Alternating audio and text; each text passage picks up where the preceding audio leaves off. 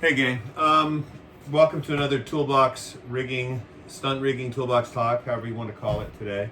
I'm out in my home away from home, we're out in the trailer. Of course we've been doing inventory and getting everything MOT/toofed and all of that.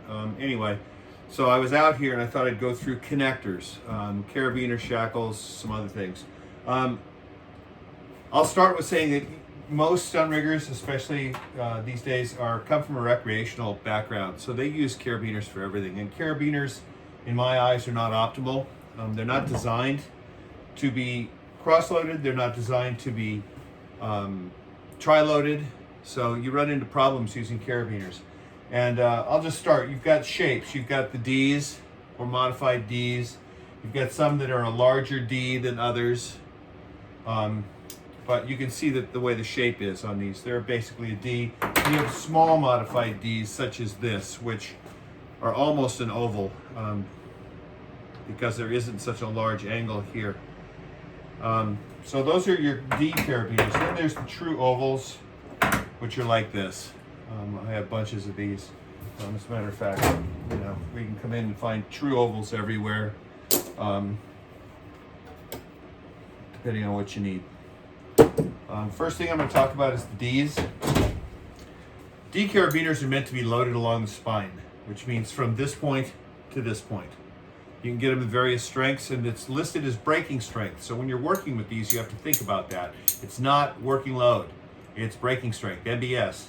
So this is a 4.5 ton, 45 kilonewton carabiner on the spine from this point to this point, period, only. These are tested using 12 millimeter pins that sit in the corner of these, and they pull them until they break. Anything like this, not going to work. You're not going to get close to it. You know, if it turns here and you're working this way, you're not going to get anything close. Now, the problem with Ds, and part of the reason, well, let's go back. Part of the reason they did this whole spine loading was because you could fit more rope in them. They usually have a larger opening, so you can get more things in them. A lot of rescue people use them and love them, but in our industry, they're kind of a problem. They constantly side load. If this is loaded and unloaded and it's in this here, it will bounce to here. Now you're loading here and here, which means you're nose loading on the gate. And they will do this continually. You can solve that, of course, by anchoring it in here and then using PVC tape to hold it there and hold it there. What a pain in the ass, because if you got to change it, you got to go through and deal with all the tape bullshit. That's why I'm a big proponent of oval carabiners. They always orient. Doesn't matter. If they try to go sideways, they always come back. Under loose, tight, under fluctuating loads like pulls and ratchets and various things where rope isn't under tension, it goes slack, they don't turn sideways because there's nothing for them here to hold. So they always orient end on end in the direction. Now these are only 22 kilonewton, 2.2. But if you're using like Rock Exotic pulleys, they're only MBS at 2.2 as well. So they match. You have to be careful. You can't tri-load these things. So it's a really small point. So you can't put two things that are pulling at an angle into these. You can't do that in these either, because then you're pulling on the nose. You're going to rip this apart. I don't care if it says 45 kilonewton, you won't get half of that if you're trying to do this. And there's been accidents in the circus world and everything from tri-loading carabiners. Now, another big beef I have with carabiners is that they're long. If you're going to hang a pulley, let's just pull a simple rock out. Okay, here's a simple rock hung on a carabiner. Okay, now it's over 100 millimeter plus the swivel plus this. So your rope's down here. Now, from your span set, even if you choke or you are right next to your beam, you have all of this floppiness. It's bullshit. You don't need it. It just adds more hassle and more load to take up, because these are going to be not in tension here, and then they're going to fleet. So you're going to suck all this up. And if you've got 8 pulleys on a stage on a line to get from A to B and go around lighting and go around grips and go around set and go around everything to get there, that means you're going to lose 100 millimeter times 8. It's almost a meter of bullshit pull on a rope in slack before you start getting any reaction out of it. So, you know, unless the rope, of course, is fully under tension.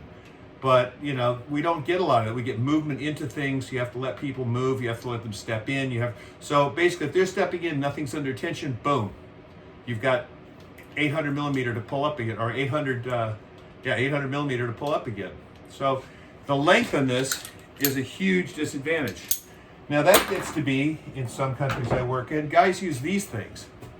These things are for window washers. They're these giant Petzl. This is 125 millimeter. For you American folks, that's about 5 inches. So you add one of those to this. Not only is it going to cross load like this, it's just a huge, this adds even more length. Now you're getting to be 250 millimeter away from your pick point. You've got all of this. What is the point? It's cute that it's got a little red thing that says it's not locked, but since we take screw gate carabiners and lock them and tape them anyway, I don't really care. I use them. Most industry use of carabiners, i.e. Errata, Sprat, they use triple action carabiners because you're not taping and they're not in installs. Like we have temporary installs where they'll work on a set or on a stage for a month or two or a day or whatever, but you install and then you tape them so you know they're closed and staying closed. It's an easy visual check from the ground. You know they're not being fucked with. So, but this is a giant offender. These are scaffold, man. You don't use these. These are for people not stunt rigging. It just adds to your misery. So in general, because carabiners are only rated at breaking strength, you have to derate them. So whatever your safety design is going to be, design factor, if you want 5 to 1, 3 to 1, whatever. So if it's 2 ton and you're on a 4 to 1, you're at 500 kilos. Okay, I can tell you right now at 10 bar, you've exceeded that on a ram. So what you're seeing down line from each and every reeving point where it's coming through the pulley and fleeting in a different direction, so you have anywhere from a 0 to a 90 degree or maybe more angle, you're increasing the load on all those. So you have to do some math or else you're just kind of winging it. Yeah, and you have no design factor. You're on the limits of your carabiner. And then the side light, doesn't matter to me if they're alley. This is an aluminum rock, triple action, nice little carabiner, easy to use. It's easy to hang, and it's aluminum. People are like, oh, aluminum. Well, it's 22 kilonewton as well. So it really doesn't matter to me. It still has the disadvantages. It's a modified D, so notice how curved this is as opposed to how flat this is. This has far less opportunity to cross load than this. This borders on the oval world very closely, and these don't twist. These end up cross-loaded. So in order to avoid that whole thing, they make these really fun things called shackles in a variety of sizes. Here's a 5/8 pin, 1.25 ton shackle, but we also have 6 millimeter pin performer shackles. This is rated at 5 times its working load limit. This is 450 kilo working limit, so this is 2 ton, 2 point something ton. Okay, so that works with a pulley like this, okay, and it can also work with a carabiner. But if you're going to cross load a carabiner, why not use in the line somewhere else, use a shackle? Now, shackles can be tri-loaded. Here's the beauty. These we've already discussed in harnesses because of the width of the strap. You tri-load this. So if you're tri-loading it, that's why you don't use something like a malleum, because these are designed in their inherent bell shape to be tri-loaded. You can pick from 2 opposing angles. Okay, so I like to use shackles. Now you can get the fancy, you could have everything you want in shackles. You can go with long bail, short bail, twisted bail. So you can go with a long bail shackle, it's a D, depending on your hardware. This is an old Sweeney shackle, goes with a bunch of old Sweeney pulleys I have. There was a pretty much bespoke shackle for his pulleys. This is a Wishard. This is an 8 millimeter pin. This is a 10 millimeter pin, which corresponds with 3/8. Very strong, can be tri-loaded. And you can also have twisted shackles, which are load rated. So you can, without a swivel on your pulley, orient your pulley in the direction you want. So you have less chafe on the fleeting, and you're not going to eat up the cheeks on the blocks. Okay, especially if you have a pulley that doesn't have something like this, and you have something that is like this. Beautiful pulley, drop side, high-speed shiv. They're wonderful. But when you hang them, if you hang them so, and they're going to fleet at a different angle, put these in them. Now, when it goes through, you can orient them. So these Swiss shackles come in handy. So you have more options with a shackle and more ability to possibly tri-load or bridle with when you hang one piece of hardware as opposed to hanging carabiners. It's just, if you're gonna connect something that's gonna work. Now, say you use this shackle. This does not have a captive pin. The Wishards do. But it's no big deal, because when you screw it back in, you just mouse it with a zip tie and you're done. You know that it's set, and plus on visual inspection, you know it hasn't been messed with. The bell here is perfect for the span sets, because as you go and look at your span sets, they're going to fill up this area, and your shackle and your pulley's going to hang here. So now what you have is a very short distance, and because of the width, you're more loading the sides. You're not just single point loading. It's not a 12 mil pin like a carabiner's tested with. Like this, you have a wad of stuff in here pulling. Now that means you distribute the load around the bell, which is more or less not a singular axis load. It's more of a tri or two directional load, which is no problem with these, okay? So all you have to do is mouse it. So what you end up with is a better connector for the job. Now, there are other connectors. We have the PK deltas, which I use attaching ratchet straps to things like when we anchor truss down, because it's designed to pull here against a single point, so you get your anchor in your strap. But I've also tested these, and this is a 12 mil. I've tested these as 7.5 tons, okay, in tri-loading. So a connector here, a connector here, and a connector here in full tri-loading, 7.5 tons, okay? They're rated at 4.5, okay? Their working load is 1.1.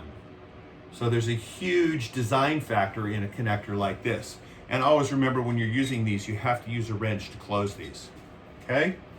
There is a torque spec on PK's website. So for each size, you don't need to torque them really. I mean, the fact is, as long as it has complete thread engagement, meaning this entire barrel of threads is done all the way up, and then you nip it with a wrench so it can't come undone, and the threads are in a little compression, it's good to go.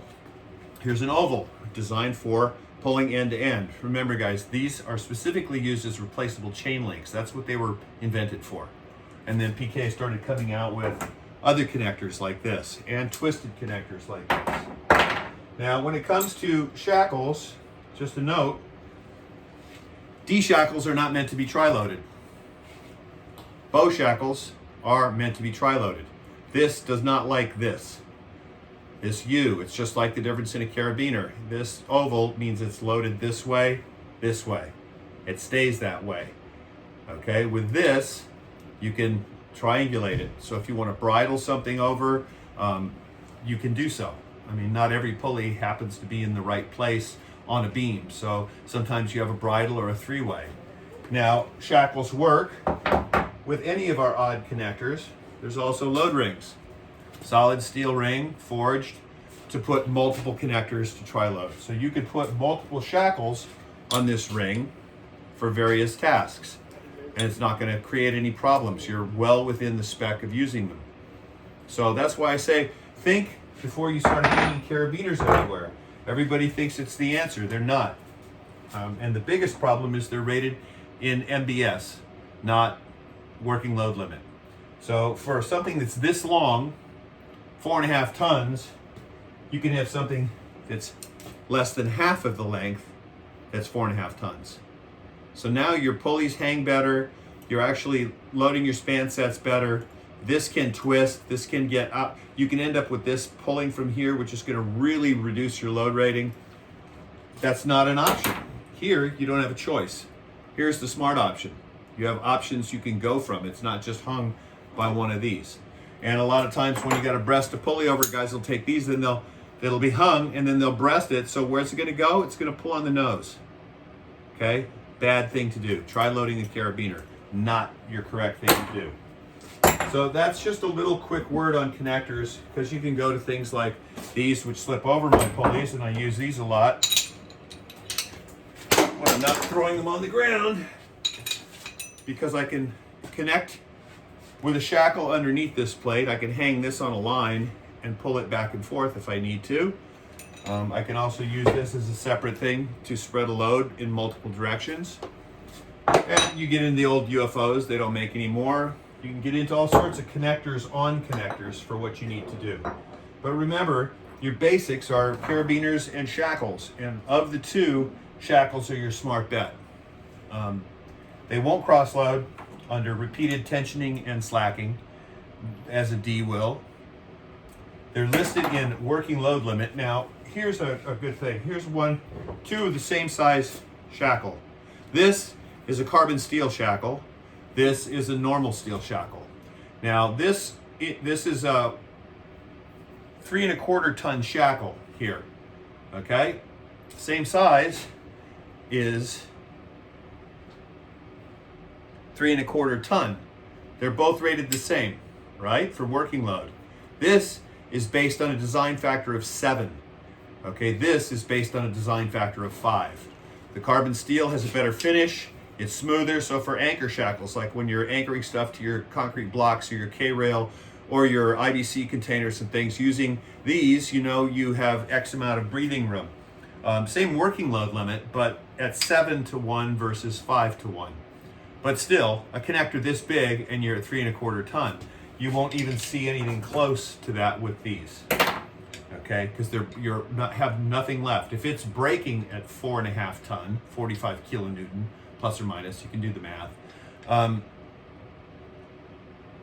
Here, at that amount, you're only touching the working load and not the design factor. So you still have up to 5 or 7 times the ability. So if anything dynamic, anything untoward is to happen, your connector is still good. I can't stress that enough, that these are the correct tool for the job, especially in our industry. Shackles are the better connector. Carabiners are quick, carabiners are easy, and carabiners are fine if you're lazy. Here's a great shackle, captive pin, and it has the double click on it that Wishart has, so when it's locked, you lock it, it's not going to come undone, you don't need to mouse it. It's a great shackle, 10 mil, great. And they work better than a carabiner, especially if you start talking these scav carabiners, it's about 1/3 as long. Okay? So, just a thought on connectors, folks. Use shackles whenever possible. They give you more options, they give you a more realistic working load instead of doing the math with breaking load. Just because you're used to doing these because you're a rock climber doesn't mean shit in this business, because we're not rock climbing. This is flying people for movies and flying people in a situation where not everything is CE approved, so you want to have room, margin, design factor to spare.